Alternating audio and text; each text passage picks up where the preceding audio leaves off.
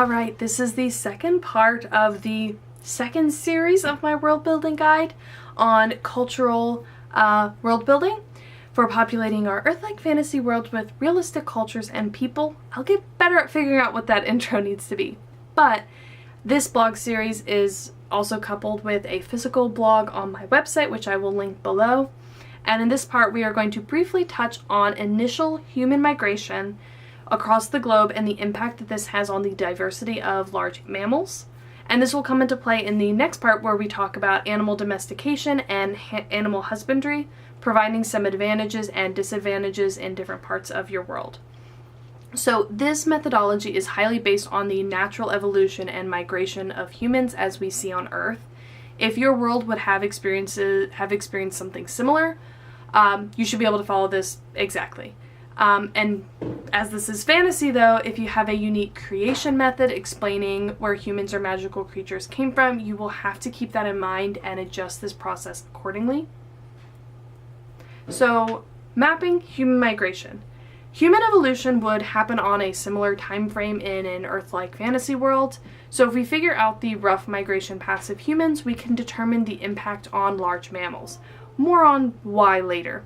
But this is not required, but I think this step adds a little bit of variation to our worlds. If you really don't want to dive into this part, you can probably just skip this whole part. But if you want to have a little bit more diversity and challenges in your world, then proceed.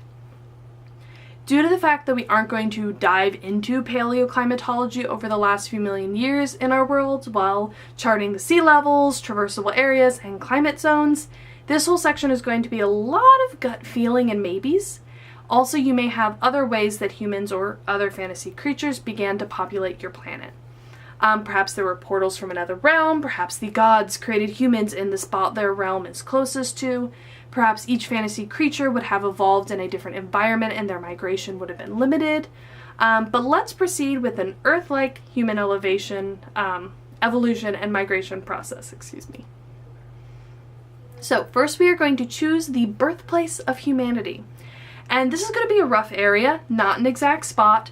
The apes that human evolved from lived on the ground, not in trees, and recent research is showing they likely lived mainly in grasslands with gallery forests near rivers. The climate and biomes would have been vastly different at the time that humanity became humanity, right? But look for an area that could roughly support that. There are different theories on Earth's birthplace of humanity, such as being in Botswana or Ethiopia, but they really don't know for sure, and it honestly might not even be a single birthplace based off some of the research I've read. So just pick somewhere between 30 degrees north and south with reasonable likelihood of having rivers. This should be pretty reasonable though. So if you look on my map, I picked the westernmost continent as the birthplace for humanity, where I expect there to be pretty significant sort of like river valleys, and I think that could have likely been more grassland back, many tens, hundreds of thousands of years ago. So that is the spot I picked. And honestly, to an extent, pick a spot, right? And go with it. So the next step is going to be drawing our migration paths. And humans would have followed the land, mainly coasts and along rivers where they would have had a water source as they migrated. The exact topography and coastlines would have been different at this time, so don't worry about this too much. And I included one of the better migration paths I could find to give you an idea of what you're going for, but something to note between all these graphics I show here and what you'll find online is that there are a lot of differing theories. There's a lot of new research coming out, so like every few years they'll discover more things or have new technology to be able to look at previous finds and get more precise numbers or new numbers. So all the numbers are going to be a little bit different, but the ones that I'm going to actually state and the ones I have in my blog are from the most recent research and articles I could find about this. So it's the most accurate ones I can find, but some of these graphics don't exactly line up with that. Just keep that in mind. But you can look at your plate tectonic map and underwater elevation maps if you have them. We don't make those in my guide. I know some other guides do.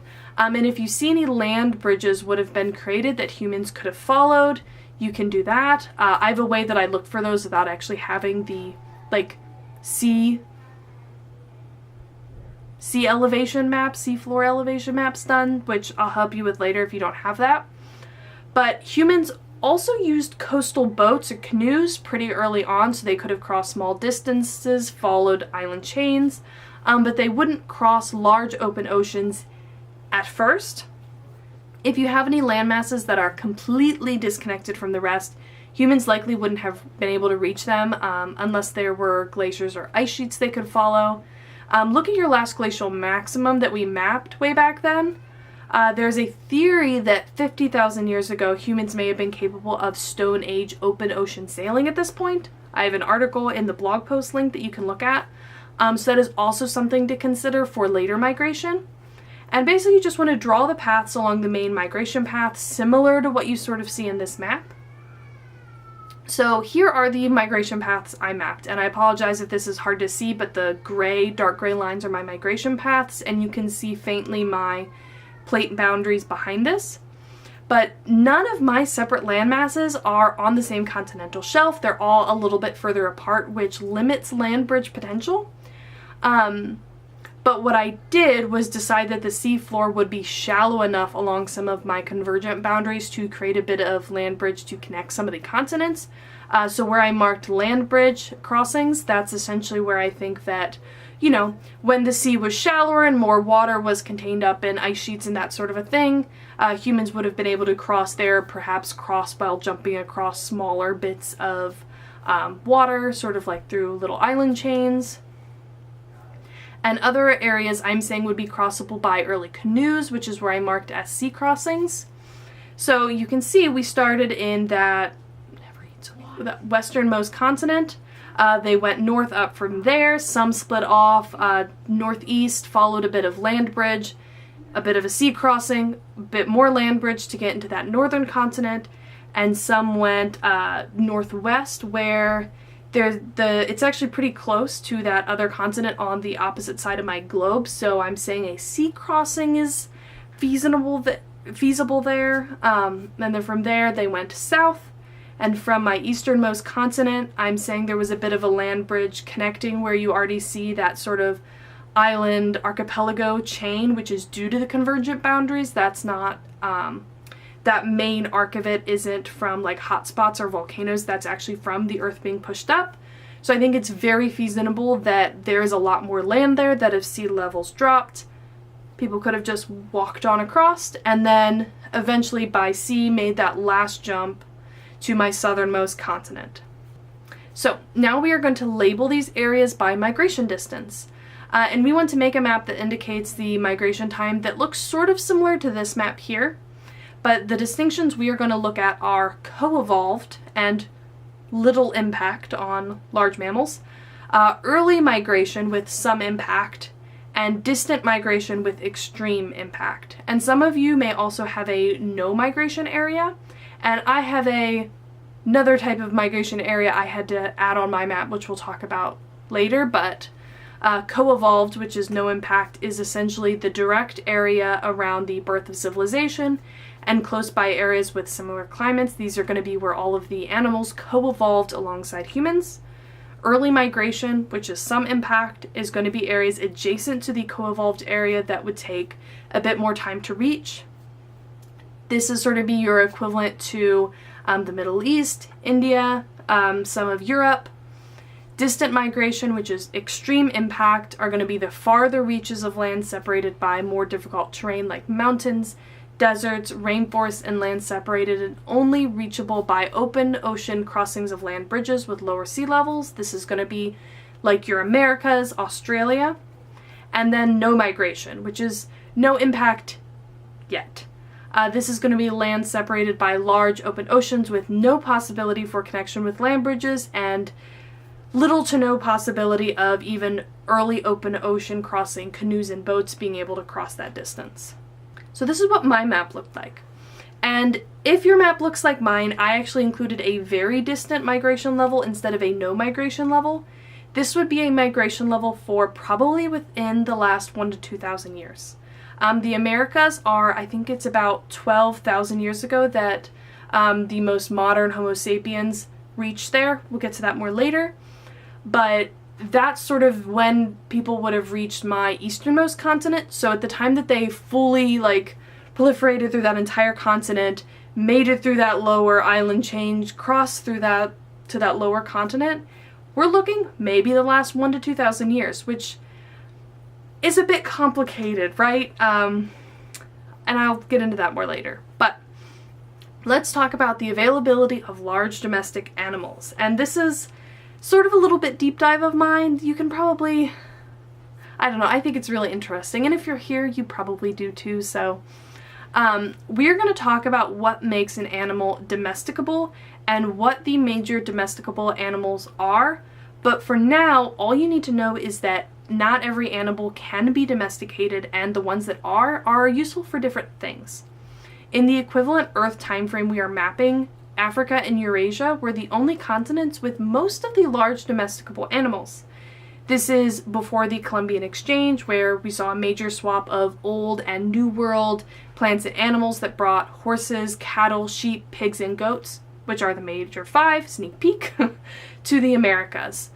Before this, South America also had domesticated llamas, which could be used as a pack animal, and then there's some other smaller domesticated animals like alpacas, turkeys, ducks, bees, guinea pigs, dogs, a few others.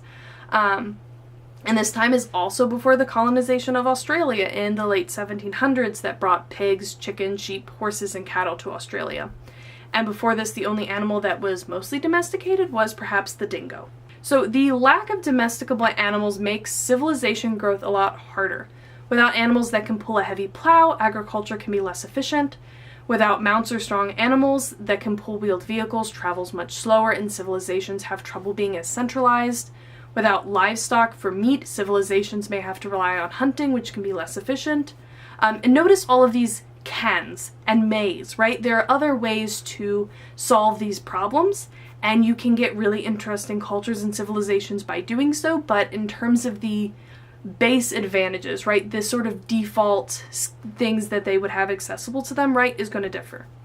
So you can have advanced civilizations without beasts of burden. Of course, the Aztecs never had any, and the Incas only had llamas, which couldn't really be used for heavy loads. And still, the size, number, and density of civilizations in places without many domesticable animals, especially beasts of burden, were clearly impacted, right? The types of societies that could flourish without beasts of burden is a smaller set than those that can flourish with them. Evolution is a slow process, and the ancestors of many domesticable animals across the globe can be traced back to animals that were found when the continents were all attached into one large supercontinent. And because of this, you tend to see more similar animals in different continents based off how recently they were connected and how recent of ancestors they shared. And so I went through a whole deep dive, and the people that are in my Discord will know the strange directions I went in at first, but I expected, just based off that, not knowing much about what actually happened, right, to see similar numbers of domesticable animals in similar regions around the world, right? That's what I expected. And so from a world building perspective, I was asking the questions of, okay, well, you know, why weren't there many domesticable animals in the Americas? Did the cultures there just choose not to domesticate what they had available? Were the animals not able to be domesticated? Like, why were they not there? Like, that seems weird. Is there something geographical that we can look at as a pattern that we can apply to our own worlds for why you wouldn't develop, you know, domesticable animals? You don't want to know how much time I spent Googling this. I subscribed to a number of scientific journals just so I could read the recent research on all of this, and yes, let's get into it. So, it used to be the case that all of these domesticable animals, you know, looking at their ancestors, were everywhere. There were native horses, cattle, sheep, and goats, and likely other domesticable animals in North America. Prehistoric species, at least. However, they all went extinct at the end of the last ice age, roughly 12,000 years ago, along with mammoths, giant beavers, mastodons, lion, giant ground sloths, many more. Over 60 different megafauna species went extinct. And quick note, we are going to talk about megafauna, which sometimes refers to the largest size category of large animals and sometimes refers to some larger groups, but the extinctions that we're talking about are for megafauna and other large fauna, right? But it was more extreme the larger they got. So just those terms are used here a little bit interchangeably. Yes. So there were multiple horse species, one of which actually evolved in North America, migrated to other continents, namely Eurasia across the land bridge. Then they went extinct in North America during this extinction. And when the Europeans came back for the Columbian Exchange and reintroduced horses to America, some of those were the animals that had evolved in North America. Right? That's crazy. It's crazy. There's also a cattle similar to modern yaks. There was steppe bison, the Dall mountain sheep, Harrington mountain goats, a camel that was closely related to llamas, and a lot more in North America. South America had plenty of these as well, horses, camels, etc. And so the question is clearly less of where would we have found these animals, where would they have evolved, but where did they go extinct?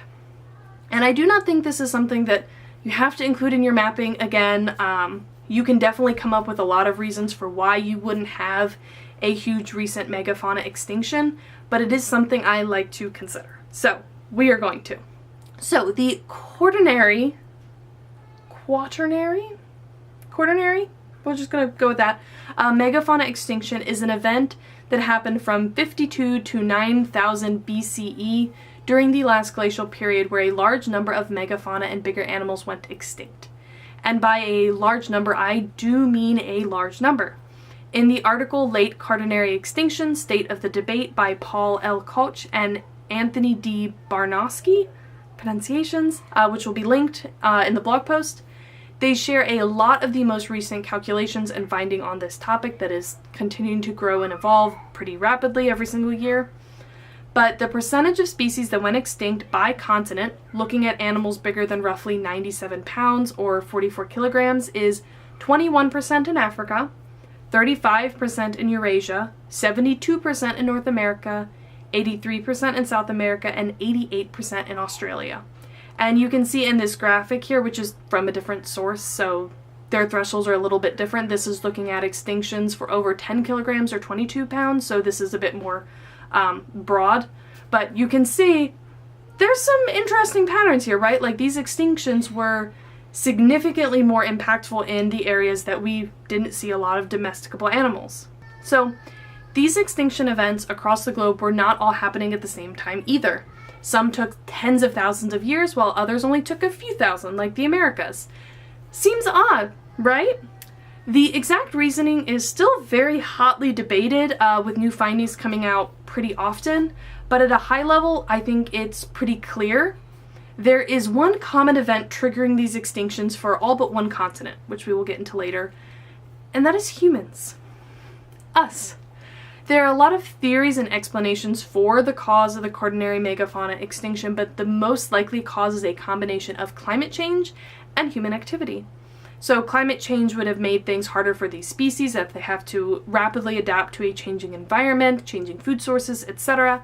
And then the introduction of humans brought hunting, large fires, competition for resources, etc., which altogether led to the extinction of so many animals. And I would recommend reading the article I mentioned before if you want to know more about the research and theories. I've read dozens of articles and sources about this, and I think that is the most comprehensive one that kind of really gets into everything and looking at different places around the world. It's a long read. It's not the most difficult academic read. It's not the easiest either, but I think it's attainable if you're semi-used to reading scientific articles. And just to give you an idea of what the world looked like at this point, you can see this graphic here. Yes, for reconstructed vegetation cover at the last glacial maximum period, which is roughly 18,000 years ago. And just for reference, megafauna seem to have tended to prefer like steppe and grassland habitats, which sort of made sense. They were huge, right? So to work backwards, right? Let's start at the last continent that humans migrated to. It was only about 13 to 15,000 years ago that humans reached the Americas. And after 8,000 years or so of really getting established, moving across the entire continents, 72% of the largest animal species went extinct. Humans, or Homo sapiens, were very evolved when they got to the Americas, more than capable of advanced hunting techniques and tools. Their arrival was extremely disruptive, evident in how quick the extinctions happened. Before the Americas, humans reached Australia about 50 to 60,000 years ago, and they were pretty efficient hunters when they reached Australia, but perhaps not as advanced as when they reached the Americas 40 to 50,000 years later. The extinctions in Australia took a bit longer, occurring between 33 and 50,000 years ago. And Eurasia is a bit more complicated, right? Humans have lived here for 2 million years, but the first humans that migrated out of Africa were Homo erectus, followed by the Neanderthals, then the Denisovans, and other early Homo sapiens. But Homo sapiens sapiens, the more anatomically modern subspecies of Homo sapiens that are our direct ancestors, which were more advanced than the more archaic subspecies that migrated into Eurasia first, and had more diverse diets and advanced tools. And their arrival into Eurasia seemed to have coincided with the start of the wave of extinctions there. So mammals had been living alongside various Homo species for over 1 million years. So they weren't nearly as disrupted by the entry of more advanced human hunters than they were in the Americas or Australia. It is even possible that climate changes were a bigger cause of the extinctions here than in other continents where humans played a bigger factor. And now, Africa was the least impacted continent, but humans have also been there the longest, obviously. And most of the possible explanations revolve around the fact that animals in Africa evolved alongside humans. And there are a few main theories for this, right? So first, the animals that co-evolved around humans had evolved to have defense mechanisms that made them harder for humans to hunt, right? Like those were their natural predators, and they evolved to survive. The ones that could best evade humans survived the best, right? So this would have led to human populations not being able to grow as quickly and keeping them more in balance with the larger animal populations. And as a related note, the animals that co-evolved with humans in Africa tend to be less domesticable, like how zebras are too aggressive to be domesticated by humans, unlike horses, which could be due to the defense mechanisms that they developed to protect them from humans in the first place. This is a little bit theory that kind of occurred to me as a pattern, but I think it makes sense, right? The second theory that could also be a big factor is that parasites and pathogens also evolved alongside humans in Africa, making them more adapted to affecting humans than the parasites and pathogens in other parts of the world would have been. So this could have also contributed to keeping the human population small enough to not overhunt the large mammal species and to keep everything in balance. Again, this is all hotly debated. There's a lot of new research coming out about this very frequently as the technology that allows us to do like carbon dating and look at samples and just kind of get better timelines of what kind of happened throughout human history, right, gets better. So it's something to follow if you think it's interesting.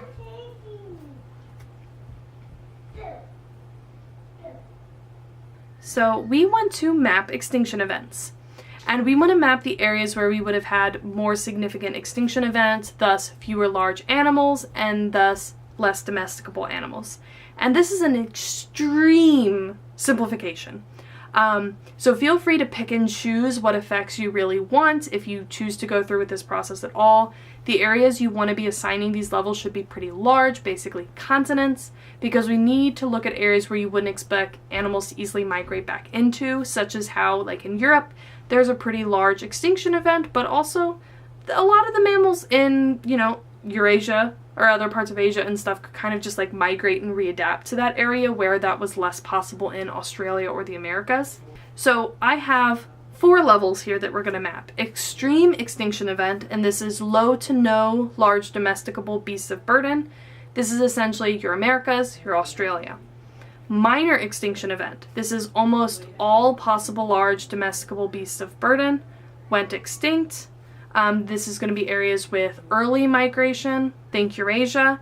Then there's going to be no extinction event, which is all possible large domesticable beasts of burden. We don't have this on Earth, but this would be if you had an area that had no migration, right? Humans never touched it.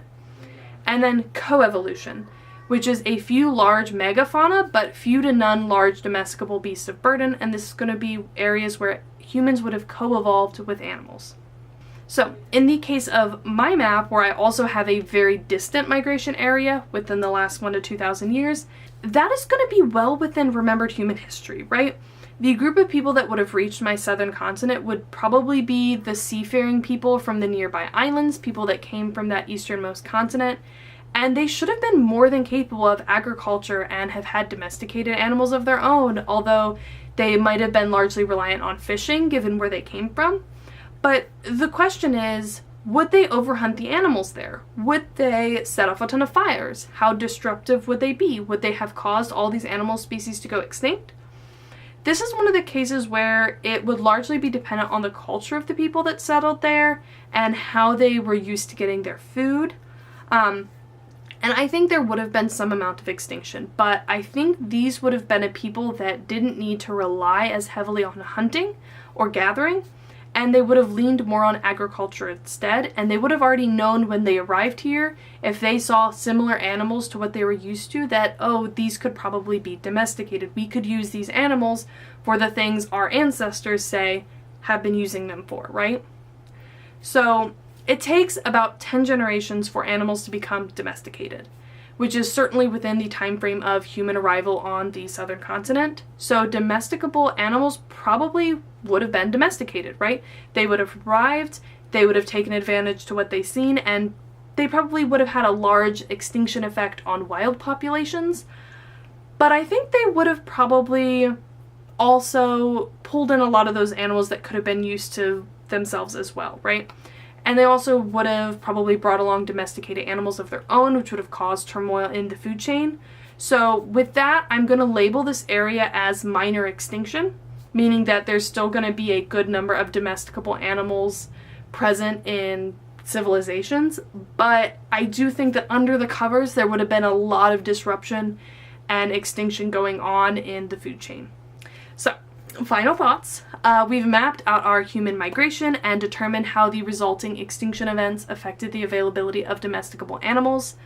And in the next few parts, we're going to be looking at agriculture and other major impacts on culture so that we can basically figure out what challenges would have been seen in different geophysical regions, what advantages would they have had, what kind of cultural impacts would we likely have seen due to these, and then we can kind of make choices to do weird things places, you know, to get some unique things.